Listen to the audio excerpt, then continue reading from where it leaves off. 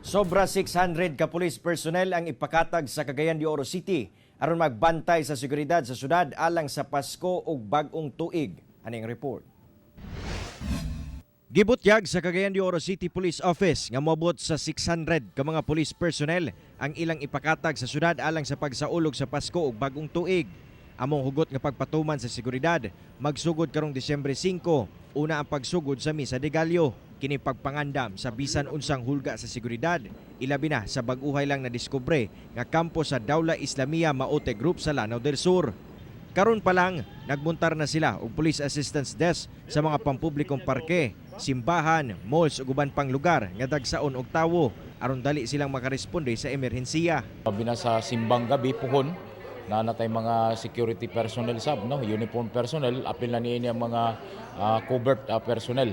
So isab dili kita balaka sa atong mga security personnel kay mapasalamaton ng Cagayan de Oro City Police Office nga atong regional director wa kita pasagday gitagaan tag augmented personnel para magamit nato kabag sa paghatag seguridad. Gawa sa mga personahe sa Kukpo ug Pro-10, aduna usab mga dugang personahe nga gikan sa mga force multipliers. Padayon kuno ang seguridad nga ilang ihatag sa publiko hantod sa bulan sa Enero sunod tuig. Isab sa atong mga kaigsunan nga mobiya sa ilang panimalay ang ilang abud kinahanglan nga ilang ibilin sa masaligan nila nga tao para iwas ang insidente sa pagpangawat. Panawagan sa kapulisan o galing makamatikod kuno o mga tawong adunay daotang lihok o katingad-an nga butang i-report gilayon sa ilang pinakaduol nga buhatan. Kauban si Makoy Simpron sa kamera.